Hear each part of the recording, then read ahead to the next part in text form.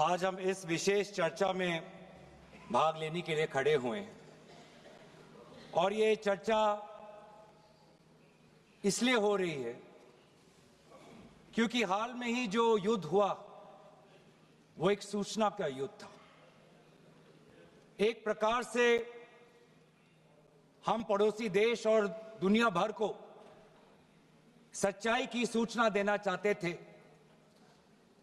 और कुछ ऐसे ताकत थे, ऐसी शक्तियां थी जो भ्रम का सूचना सारे देश में, सारे दुनिया में फैला रहे थे। और इसीलिए इस चर्चा का विशेष मांग ये है कि आज सच्चाई सदन में आनी चाहिए, सच्चाई पहलगाम की आनी चाहिए, सच्चाई ऑपरेशन सिंदूर की आनी चाहिए, सच्चाई विदेश नीति की आनी चाहिए। और यही आज हमने सूचना का जो युद्ध की जो बात हम कर रहे हैं वो आज हमने आदरणीय राजनाथ सिंह के भाषण में सुना। बहुत से सूचनाएं दी उन्होंने, बहुत से जानकारी दी, लेकिन रक्षा मंत्री होने के नाते ये नहीं कहा कि पहलगाम में दहशतगर्द कैसे आए, ये नहीं कहा कि बेसारन में जहां पर 1000 लोग जाते हैं, खुशियां मनाते हैं, कैसे 5 दहशतगर्द वहां पर जाकर 26 लोगों की गोलियों से छलनी करते हैं। ये बात, ये सूचना रक्षा मंत्री ने नहीं दी। यही है सूचना का युद्ध कि इतनी जानकारी देते हैं कि कभी कभी सवाल पूछना भी भूल जाते हैं। और आज ये है हमारे विपक्ष का कर्तव्य कि हम सवाल पूछेंगे देश हित में, राष्ट्र हित में। आज देश ये जानना चाहता है कि वो 5 दहशतगर्द कैसे घुसे और उन दहशतगर्दों का भी मकसद था। पाकिस्तान से आए हुए वो दहशतगर्दों का क्या मकसद था?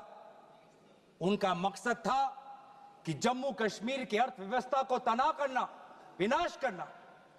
उनका मकसद था कि भारत देश में एक सांप्रदायिक वातावरण का जन्म देना।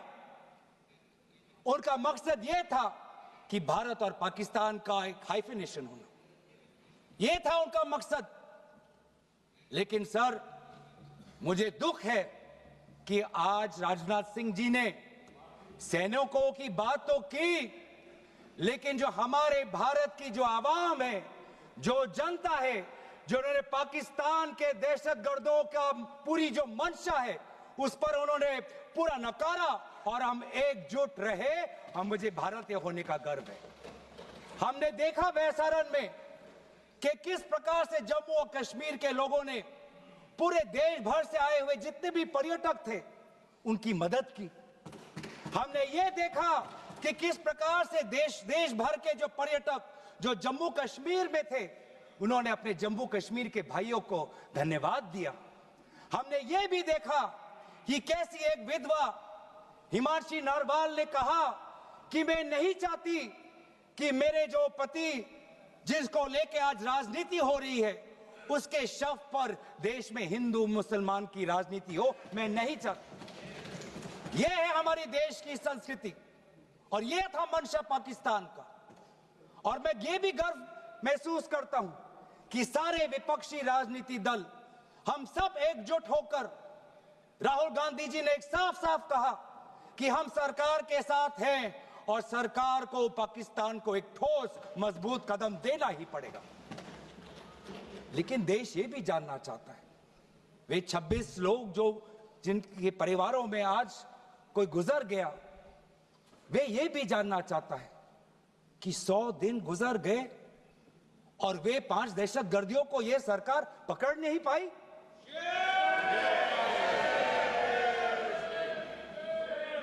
देश के वो लोग ये भी जानना चाहते हैं कि ये जो 5 दहशतगर्दे थे, दहशतगर्दी जो आए टेररिस्ट, निश्चय इनको किसी ने पनाह दी, निश्चय इनको किसी ने जानकारी दी, निश्चय ये पूरा जो 1 घंटा का जो उन्होंने गोला बारूदी की, उसके बाद ये फरार हो गए।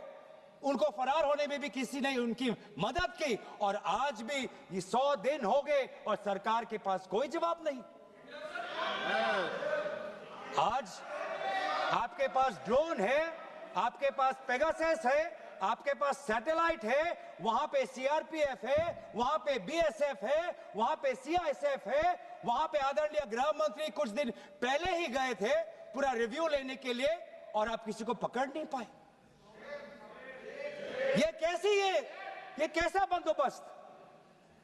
आपने कहा कि आर्टिकल 370 के चले जाने के बाद जम्मू कश्मीर सेफ है, जम्मू कश्मीर में आइए। लोग आए, लोगों ने अपने आप को सुरक्षित महसूस किया, लेकिन बेसारन में देखा कि कितने वो निहत्थे थे, कितने वो असहाय थे, कि लगभग 1 घंटा लगा एक एम्बुलेंस उनके पास पहुंचने के लिए। पुलिस पर अगर आर्मी भी आई तो चल के आई। और सर, मैं वो नजारा भूल नहीं सकता। एक मां और एक बेटी चल के नीचे आ रही थी। एक भारत के सिपाही को देखा और सिपाही को देखकर वो रो पड़े, खुशी से नहीं, डर से, क्योंकि उनको लगा कि वे दहशतगर्द जिन्होंने सिपाहियों का यूनिफॉर्म पहनकर वहां पर लोगों को मारा, आज वही दहशतगर्द आज पहाड़ के नीचे उनका इंतजार कर। उस भारत के सिपाही को कहना पड़ा कि मैं भारतीय हूं, तुम डरो मत, मैं भारतीय हूं, तुम सेफ हो, सुरक्षित हो। ऐसा दहशत उन्होंने महसूस किया। इस दहशत के ऊपर, इस डर के ऊपर आदरणीय राजनाथ सिंह एक शब्द तो कहते, आप एक शब्द तो कहते। ये आपकी भी जिम्मेवारी है राजनाथ जी, ये आपकी भी जिम्मेवारी है, रक्षा मंत्रालय का भी जिम्मेवारी है। बार बार हम ये देख रहे हैं सर कि आदरणीय गृह मंत्री जाते हैं, कहते हैं कि बहुत अच्छा बंदोबस्त हो गया है, टेररिज्म के हमने उनकी रीढ़ की हड्डी तोड़ दी। तब भी उरी होता है, तब भी बालाकोट, तब भी पुलवामा होता है, तब भी पहलगाम होता है। अंत में जाके जिम्मेवारी कौन लेता है? जम्मू कश्मीर के लेफ्टिनेंट गवर्नर नहीं। अगर जिम्मेवारी किसको लेनी पड़ेगी तो आदरणीय गृह मंत्री आपको लेनी पड़ेगी, नैतिक जिम्मेवारी आपको लेनी पड़ेगी। आप लेफ्टिनेंट गवर्नर के पीछे नहीं छुप सकते, आप लेफ्टिनेंट गवर्नर के पीछे ये केंद्र सरकार नहीं छुप सकती, क्योंकि गृह मंत्री खुद वहां पे थे कुछ ही हफ्ते पहले, खुद उन्होंने सिक्योरिटी का रिव्यू लिया कि आपके पास जानकारी नहीं थी। और सर, ये सरकार इतनी कमजोर, ये सरकार इतनी बुज़दिल कि आज उन्होंने इस सर में, क्योंकि उन्होंने अगर इसका किसी का दोष दिया तो टूर ऑपरेटर्स को दोष दिया कि टूर ऑपरेटर्स बिना अनुमति के द्वारा, बिना लाइसेंसेस के द्वारा लोगों को बेसहारा ले जा रहे, हमें तो पता ही नहीं था। ये है इनका कारण, ये बताना चाहते हैं। तो सर, यही तो दुख की बात है कि कहीं ना कहीं एक सरकार में एक अहंकार आ चुका है। इंटेलिजेंस और सिक्योरिटी जो फ्रेमवर्क है, एस्टैब्लिशमेंट है, जो लोग हैं जो निर्णय लेते हैं इंटेलिजेंस और सिक्योरिटी की, आज उनमें एक अहंकार आ गया है कि चाहे जितनी भी बड़ी गलती हो उन पर कोई सवाल नहीं उठा सकता। लेकिन आज हम सवाल उठा रहे हैं, आज हम सवाल उठा रहे हैं, आज हम सवाल उठाएंगे। प्रधानमंत्री मोदी जी, आपको अब सऊदी अरब में थे, आप जब वापस आते आपका पहला नैतिक कर्तव्य होता कि पहलगाम आप जाते, लेकिन आप पहलगाम नहीं गए। एक सरकारी कार्यवाही के लिए आप बिहार गए और चुनावी भाषण दिया। देश के मुखिया सऊदी अरब में थे, पूरा कार्यक्रम उन्हें संपूर्ण किया, वापस आए और वो पहलगाम भी नहीं जा पाए और बिहार में जाके चुनावी भाषण दे रहे। अगर पहलगाम में कोई गया तो हमारा नेता राहुल गांधी गया। अगर पहलगाम में जो लोगों की मृत्यु हुई उनके लिए अगर शहादत की मांग कोई कर रहा है तो हमारा दल का नेता राहुल गांधी कर रहा है। राहुल गांधी जी बादामी आर्मी के कंटोनमेंट में गए। सर मैं बोलूं? Sir house in order. Sir house in order में like sir house is not in order में रहेगा सर। टाइम लेकिन आप तथ्यों पे बोले, गलत सूचना नहीं दे सदन में, गलत सूचना नहीं मत दे। हम बोलिए इसके ऑर्डर में लाइए सर। कोई सदन में गलत तथ्य नहीं रख सकते आप। सर मैं बोलूं सर कैमरा आएगा मेरे पे। धन्यवाद। आदरणीय अध्यक्ष महोदय, अब बात आती है ऑपरेशन सिंदूर की। आज मैं राजनाथ सिंह जी का भाषण सुन रहा था। मुझे पता नहीं चल रहा था कि राजनाथ सिंह जी जो वो भाषण दे रहे थे वो किस समय का उजागर कर रहे थे।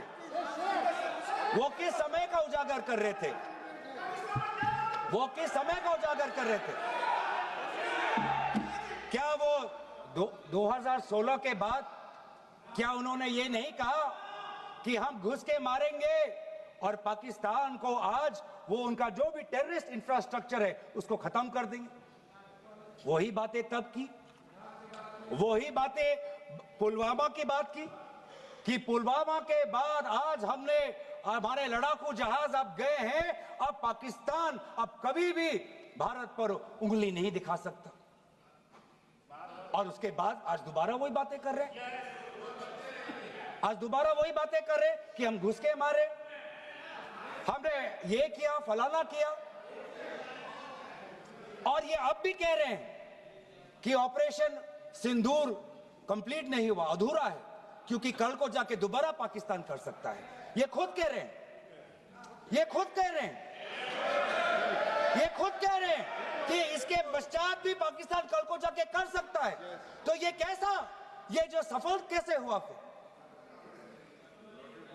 क्या सफल हुआ? आज ये खुद कह रहे हैं कि हमारा मकसद युद्ध का नहीं था। हम पूछना चाहते क्यों नहीं था, होना चाहिए था।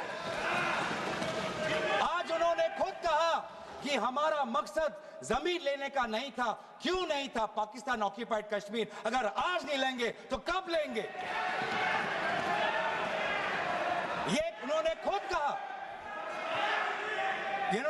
कहा कि हमारा मकसद था टेररिस्ट के इंफ्रास्ट्रक्चर पर आक्रमण करना।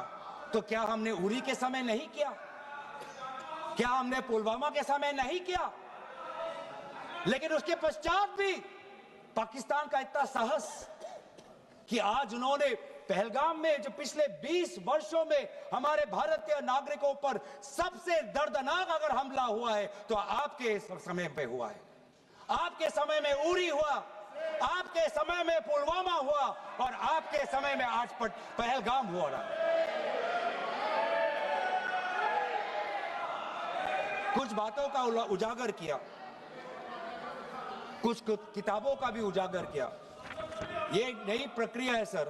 हर चर्चा में आदरणीय भाजपा के नेता एक किताब उठा लेते हैं, जानकारी दे रहे थे। हमें नहीं सर, ब्लूमबर्ग को क्या जानकारी दिया, मैं पूरा पढ़ लेता हूं without editing. What is important, क्या जरूरी, हिंदी में अनुवाद करने की कोशिश भी करता हूं, मत करो। क्या ये जरूरी नहीं कि जेट गिरे, पर क्यों गिरे, क्या गलतियां हुई, वो महत्वपूर्ण है। संख्या महत्वपूर्ण नहीं सर। 35 ही राफेल है देश में, 35 ही राफेल है। अगर उनमें से कुछ गिरे भी तो देखिए सर, मुझे तो लगता है कि बहुत बड़ी क्षति हुई। 35 राफेल, अगर कुछ उनमें से भी अगर कुछ गिरे तो मुझे लगता है कि जरूरी है, क्योंकि आपको लगता है कि 35 राफेल काफी है, तो अगर कुछ गिरे तो वो भी जरूरी है।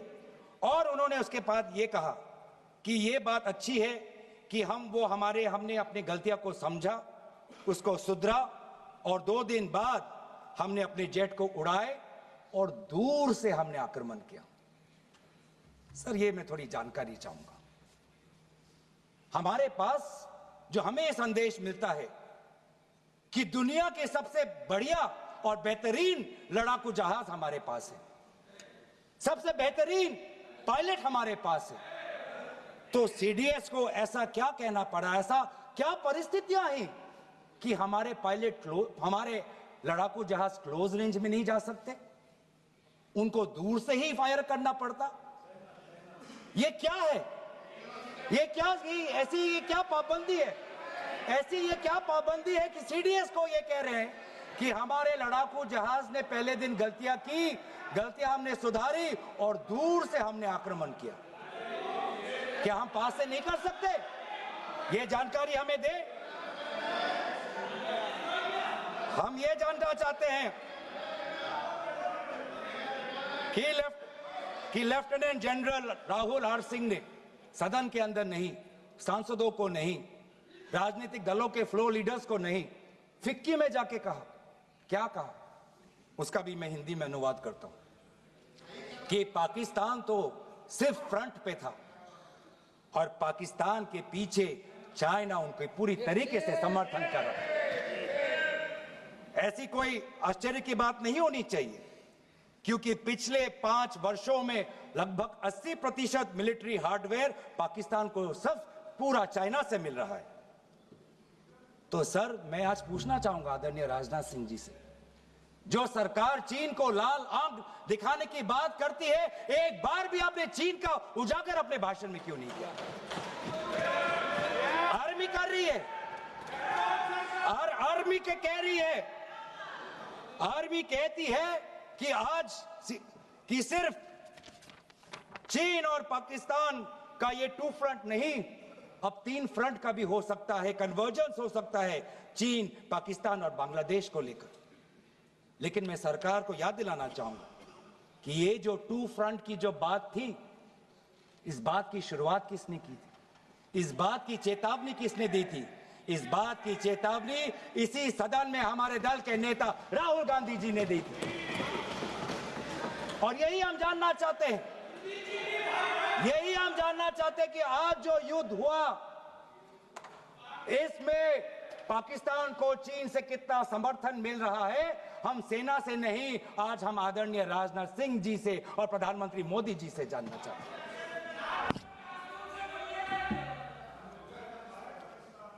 और सर, इंडोनेशिया में जो डिफेंस अटैचे है, उसने तो ताज्जुब की बात कह दी। उसने क्या कहा सर?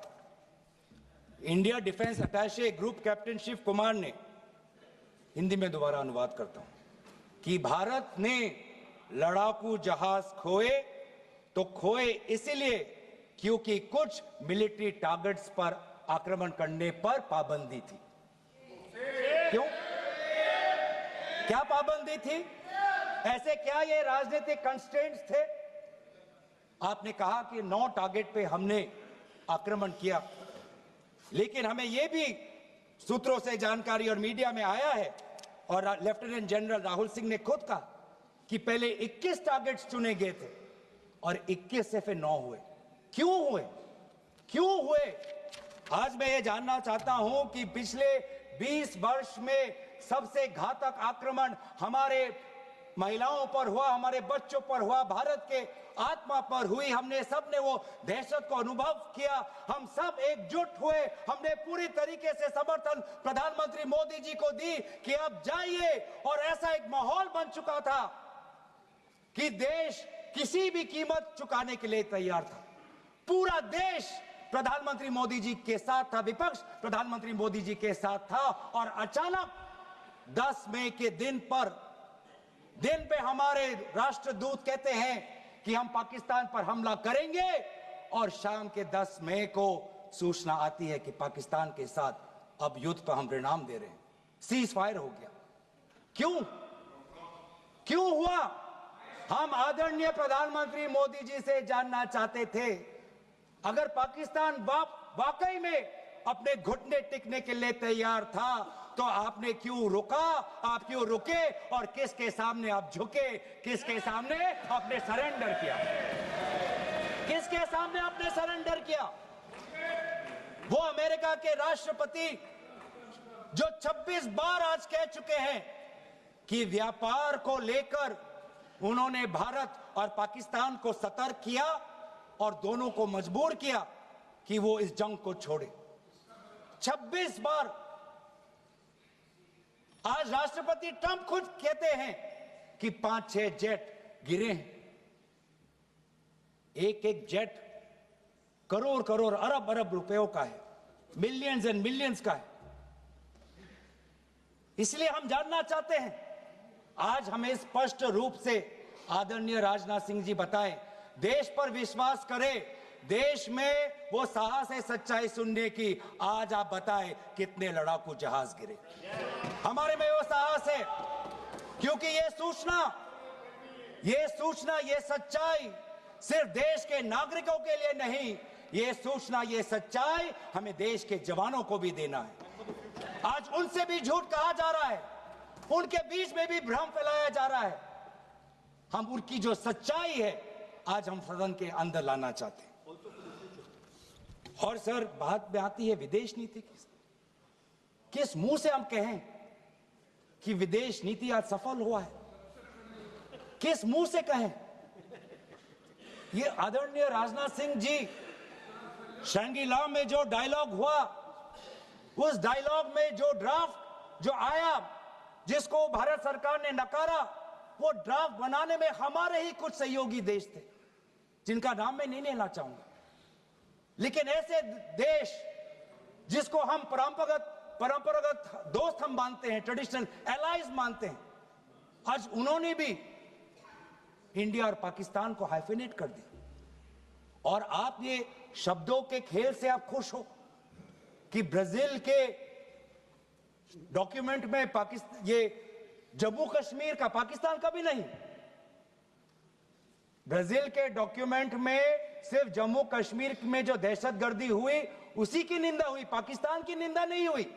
पर आप उससे खुश हो? अगर आप उससे खुश हो तो मैं जानना चाहूंगा, जो $1 बिलियन का आर्थिक सहायता IMF ने दिया पाकिस्तान को, उस पर आपको क्या कहना है? हम जानना चाहेंगे, जो ADB एशियन डेवलपमेंट बैंक से 800 मिलियन का आर्थिक सहायता जो मिलेगा पाकिस्तान को, आज भारत उस पर क्या रवैया? वर्ल्ड बैंक का जो $40 मिलियन आ रहा है, और ये पैसा किसको जाएगा सर? पाकिस्तान की नेतृत्व उनकी जनता या उनकी चुनी हुई सरकार नहीं, पाकिस्तान की सरकार का जो रिमोट कंट्रोल है वो पाकिस्तान की सेना के पास है। तो ये सारा पैसा वहीं जाएगा जहां पर हमने मिसाइल गिराई। तो क्या इतना भी हम नहीं कर पाए? क्या इतना भी ताकत नहीं? क्या इतना भी विश्व गुरु में लोगों का विश्वास नहीं, देश अंतर्राष्ट्रीय नेताओं का विश्वास नहीं कि IMF का एड ना जाए पाकिस्तान के पास, वर्ल्ड बैंक का एड ना जाए पाकिस्तान के पास, ADB का एड ना जाए पाकिस्तान के पास? आप में इतना भी ताकत नहीं कि एक देश ने पाकिस्तान को टेरर स्टेट का दर्जा नहीं दिया। एक देश ने आज FATF financial action task force में, जिससे बहुत नियंत्रण पाकिस्तान पे पड़ती थी, आज उससे वो 2022 में निकल आई ग्रे लिस्ट में। क्या वो डालेंगे? तो इसीलिए आज हम ये मांग करते हैं कि सरकार अब डरिए मत, सच्चाई से डरिए मत। उस दिन भी देश सरकार के साथ दहशतगर्दी के खिलाफ खड़ा था, विपक्षी दल सरकार के साथ खड़े हैं, और आज भी दहशतगर्दी के खिलाफ सच्चाई के पक्ष में देश और विपक्ष आज सरकार के साथ। आप हमें अपना दुश्मन ना समझे, हम सरकार के दुश्मन नहीं हैं, हम अपने देश के पक्ष में बोल रहे हैं, जवानों के पक्ष में बोल रहे हैं। पर आप हमें कृपया सच्चाई देने का हमें वो सम्मान दीजिए। सच्चाई सुनने का अधिकार हमारा है, और जितने बार आप झूठ और भ्रम फैलाएंगे, हम उतनी बार आपको पूछते जाएंगे कि आपने क्या किया। और इसीलिए आज मैं खड़ा हूं। अपेक्षा बहुत की थी कि पहलगाम का उजागर होगा, आदरणीय गृह मंत्री नैतिक जिम्मेवारी लेंगे, राष्ट्रीय सुरक्षा सलाहकार नैतिक जिम्मेवारी लेंगे और प्रधानमंत्री मोदी जी कहेंगे क्यों उन्होंने ऑपरेशन सिंदूर जो अंतिम अंजाम था। हमें तो मीडिया में सुनते हुए ऐसा लगा कि हम कराची में उठेंगे। मीडिया में हमारे भारत की मीडिया जो जिनको सूचना आपसे ही मिलती है, उनका सुनने में लगा कि आज तो हम फतह करके ही रहेंगे, लेकिन पता चला कि नहीं, कहीं ना कहीं हमारे पैर डगमगा गए और जो अंतिम परिणाम था उससे पीछे हम हट गए। हमें पीछे नहीं हटना, हमें आगे बढ़ना है सच्चाई के साथ, लोकतंत्र के पक्ष में। इन्हीं बातों के साथ मैं अपना पक्ष समाप्त करता हूं। धन्यवाद। जय हिंद।